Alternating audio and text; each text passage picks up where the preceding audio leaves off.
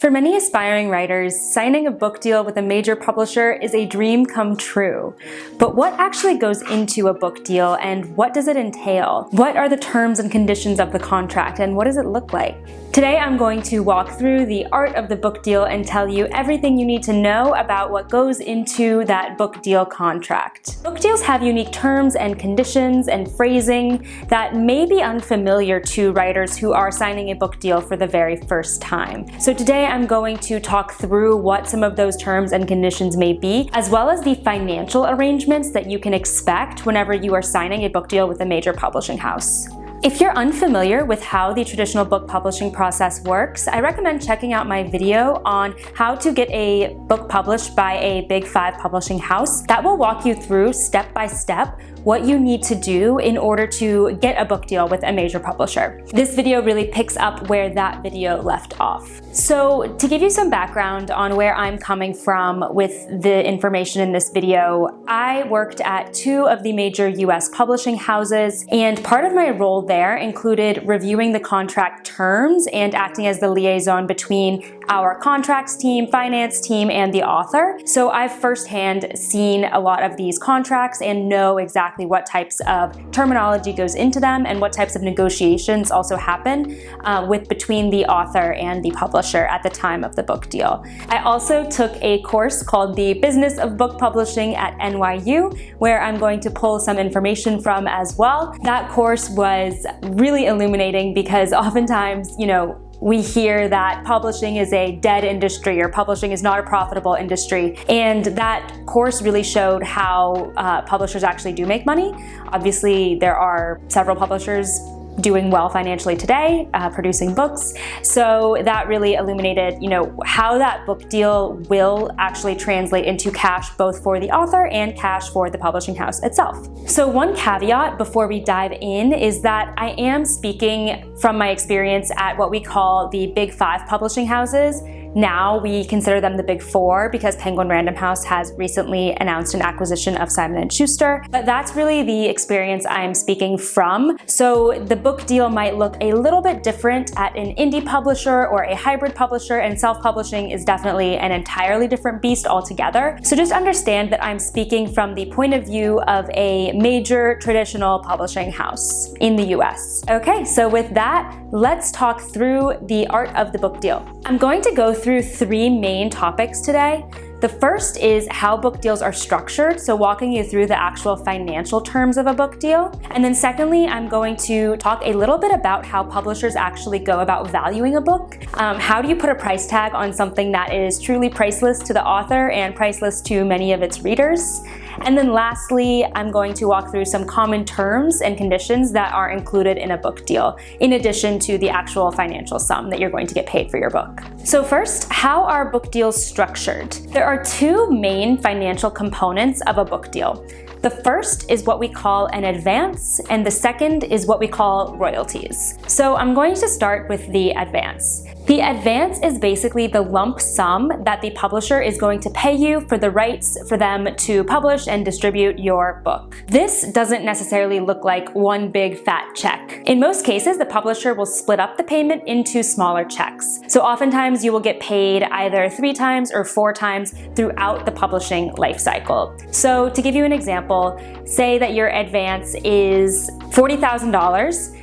Perhaps the terms of your contract might say you will get $10,000 on the signing of the contract, $10,000 on what we call acceptance of the manuscript, and I'll explain what that means in a second. You'll get another $10,000 on publication of the book on the celebrated publication day, and then lastly, you might get another $10,000 1 year after the publication. So publishers really do spread out that payment. They don't typically give you that full advance all at once. So going back to that second payment that I just explained, what does it mean for a manuscript to be accepted by a publisher? Whenever you sign a book deal, it's not expected that the draft that your agent submitted to the editor at the publishing house is going to be published as is. I don't think there's really any case where that happens.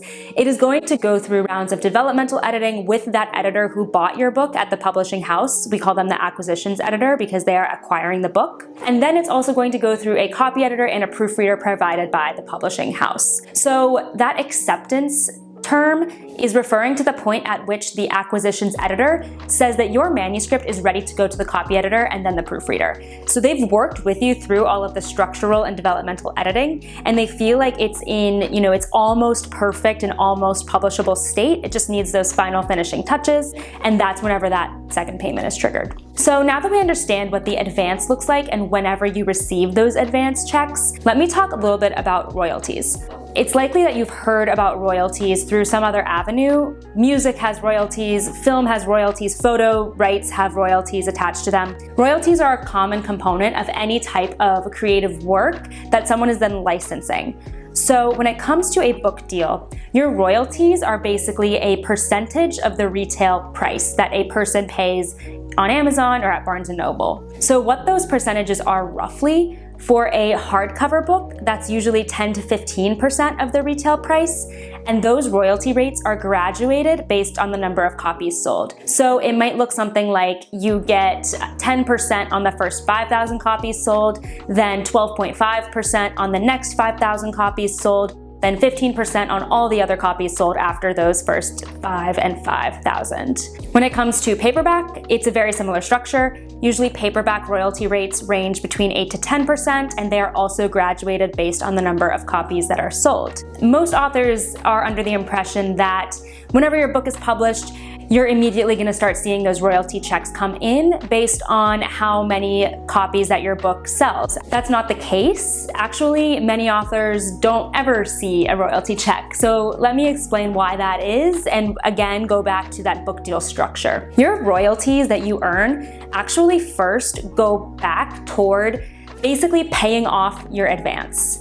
So the publisher isn't going to send you any checks on your royalties until they've earned back all of the money that they've already paid you in the advance. So going back to my example with the $40,000 advance, until your royalty rates exceed $40,000, you're not going to actually see any royalty checks sent to you. But that said, if your book has sold so many copies that your royalty percentages are in excess of $40,000, then you will see those royalty checks come through periodically, usually on like a quarterly basis. So this is a common misconception in publishing. Most authors, as I said, don't ever, what we say, earn out their advance, and the $40,000 I explained is all they'll ever see. But it's important to note that not earning out your advance is not a bad thing at all. I know I just used a few double negatives there, but it is entirely expected, honestly, for you to never earn out your advance. Very few books actually do earn out their advance and start seeing those royalty checks. I would say, anywhere from 75% or more actually never earn out the advance. So your agent isn't going to be upset if you don't earn out the advance, and the publisher is certainly not going to be upset if you don't earn out the advance. It's pretty much expected that the advance is going to be the main payment that you're going to be getting. Something that I learned in that business of book publishing course that I thought was really interesting is that the publisher actually can make money and does make money on the book even if the advance isn't earned out. So that's why it really is a mutual understanding on both the publisher and the agent and the author side that it's okay if you never end up seeing those royalty checks. That said, if your book is a hit and a success and it sells, tens of thousands of copies, which we all hope it will, then you will see those royalty checks come in the mail and you'll get a nice chunk of change on a periodic basis. So the last point that I need to bring up when I'm talking about the finances of a book deal is the agent commission. So this is a key component of pursuing the traditional publishing path. You will have a literary agent negotiating your book deal with the publisher, and they are going to take a 15% commission on both your advance and your royalties if you earn any. So that's just something that you need to keep in mind. Of course, you're going to retain the other 85%, and you never would have gotten that book deal without the agent there. So hopefully that 15% isn't a deal breaker for you, but it really is important for you to understand. The money from the publisher is actually going to go straight to the agency. So again, with the example of the $40,000 advance, the publisher would pay the agent $40,000, and then the agent would process that money and then pay you the 85% of that $40,000. That was one of my key roles when I worked at a literary agency, was processing all the checks and calculating how much the authors were earning and then sending them their checks. So I'm very familiar with that process as well. So now that we understand the financial structure of a book deal and how the advance and the royalties work together in order to pay the author for the rights to publish their book, how does the publisher actually come to that advance number? How do they put a price tag on a priceless work of art? This is something that fascinated me for the longest time, and it's something that actually has a lot of math and a lot of quantitative analysis that goes into it, which honestly really surprised me. Because how do you actually put a price on a creative work? Publishers have a pretty regimented process that they use in order to calculate that advance number, so that 40,000 quote unquote that I came up with earlier. The process through which publishers come up with the advance is through what we call a profit and loss statement. So say that an acquisitions editor is interested in a submission that an agent sends to them. The first thing that they will do, if they're willing to make an offer, is go to their finance team and ask for a profit and loss statement. And what this looks like is literally an Excel template with different calculations already pre-populated in the cells. And what it is doing is it is calculating how much money the publisher is going to make based on how many copies are sold, and then calculating how much advance they can pay the author in order to make a profit on that book. So how does the acquisitions editor and the finance team estimate how many copies it's going to sell? It's so unpredictable, the business of book publishing, that we don't know certain books are going to take off. And so this is where the art and the science kind of meld. Typically, what the profit and loss statement will look at is what we call comp titles. So say that you're working on a historical fiction novel set in World War II. The acquisitions editor will come up with a set of around 2 to 4 comparable titles, so other historical novels set during World War II that have a similar feel and a similar audience to the book that you're producing.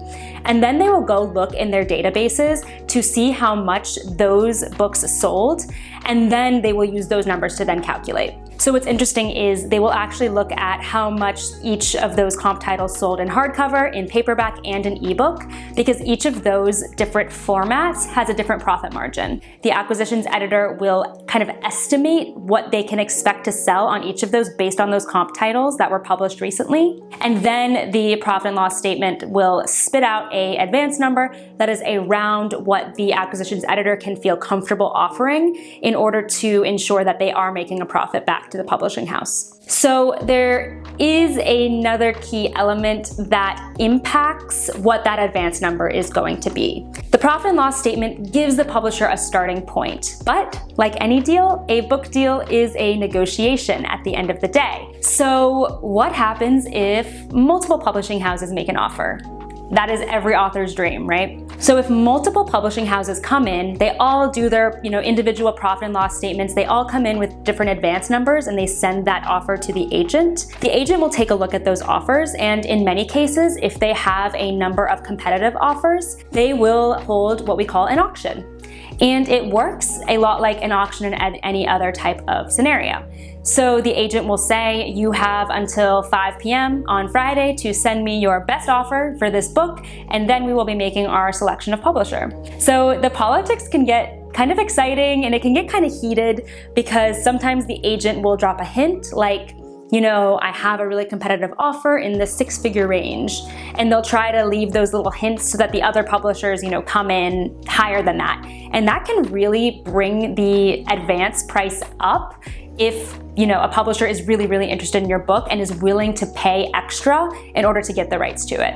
That said, sometimes whenever the auction happens, some other publishers might drop out. They might say, the profit and loss statement put us at this number. We really can't go higher than that, so we're gonna drop out. It happens on both ends, but Oftentimes, that auction will actually bid up the price a little bit, so you will get a little bit higher of an advance, which is always an amazing outcome. So in talking about how publishers value a book and how publishers make money on books, I do want to talk a little bit about the 80-20 rule. So publishers operate on the principle that really 80% of their profits are only going to come from 20% of their actual titles that they put out. And that's because they simply don't know what books are going to take off and what books are going to resonate in the market and what books are going to be a hit with readers. There are so many factors in the book marketplace that impact what resonates with readers and what actually gets out there and sells, and they're just unpredictable. So that is a principle that they are living by and that they operate their business by, which means that they are willing to take certain financial risks on book projects that they think have a lot of potential, because they know that those tried and true bestsellers that just continue to make cash for them will be able to cover any losses that they might have because they bid up the price a little bit on a book project that they were really interested in acquiring. A question I get asked all the time, and I understand why, is, what can I expect to make on my advance from a major publishing house? This is a really tough question to answer, and I hesitate to give any type of answer, but you heard me throw around that $40,000 example. I'm not going to say that's the average. I'm not going to say, anything about that number. What I will say is that typically at a major publishing house, you're really not going to see a book deal go for less than, say, $10,000. That's not really something that's worth all the production costs that the publisher is going to put into distributing your book. So I really wouldn't expect anything lower than $10,000. However, on the upper range, when you're talking about six figures and up from there, that's really considered a big book deal. I will say, one anecdotal story. I was working on a team where they sold a writer's very first novel for $1 million.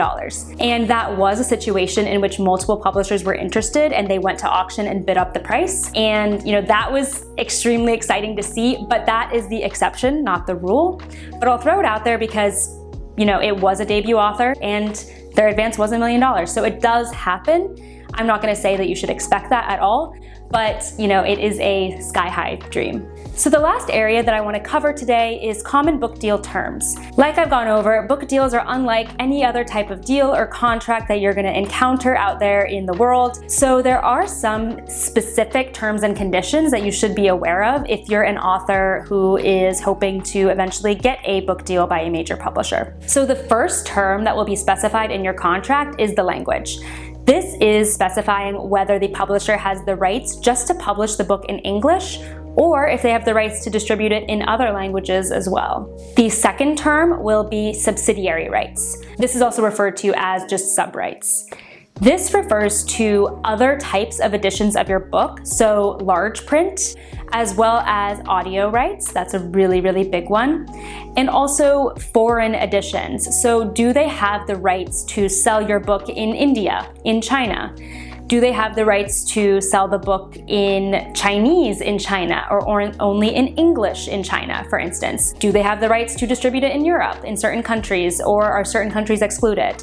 All of those specific terms will be outlined in the book deal, as well as if the publisher has retained the audio rights and the large print rights as well. The next term that will be in your contract is a fun one. It's how many free copies that you will get as the author. So that's always a really fun day whenever you arrive at home and there is a box of your newly printed, beautiful hardcover or paperbacks waiting for you. You will get a certain number of author copies in your contract for free for you to distribute to your family and friends. So the last area I want to talk about is the options for the next book. What this means is the rights that the publisher has on the next book that you're producing that you haven't theoretically produced yet. So what this often looks like is the publisher will retain the right to have the first look at your new book. So this doesn't mean that you have to write the entire book before submitting it to your publisher for consideration of another book deal. It often will say something like, we will have the first right to look at the first 3 chapters plus an outline of your next novel. And then based on those first 3 chapters and the outline, the publisher will determine if they want to continue working with you and make you another book deal, or they might say, this next book doesn't really fit with what we're looking for, and we're going to let you take it to another publishing house. It's important to note that authors do change publishing houses for various reasons, so that's not off the table if the book deal doesn't work out a second time, or if something goes sour along the publication process and you do need to look for a new publisher.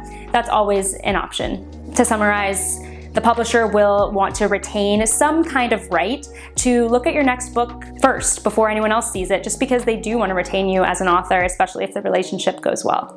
So I hope this video helped demystify the book deal and what actually goes into a book deal contract with a major publishing house. I hope it also gave you some hope if you are an aspiring author and you're hoping to sign one of these book deals, and helped you see what is possible out there in the publishing world. If you have any questions at all about how the book deal process works, or about any terms and conditions that are included in a contract with a major publisher, leave them in the comments below and I will be sure to get back to you. And if you liked this video and found it helpful, it would mean a lot to me if you hit that like button and checked out the other videos on my channel. Every week I post a new video with either publishing advice like this or writing tips geared towards authors who are working on a book project. So if you like what you see, hit that subscribe button and you will get notified every time one of my new videos goes live. Thanks so much for watching, and happy writing!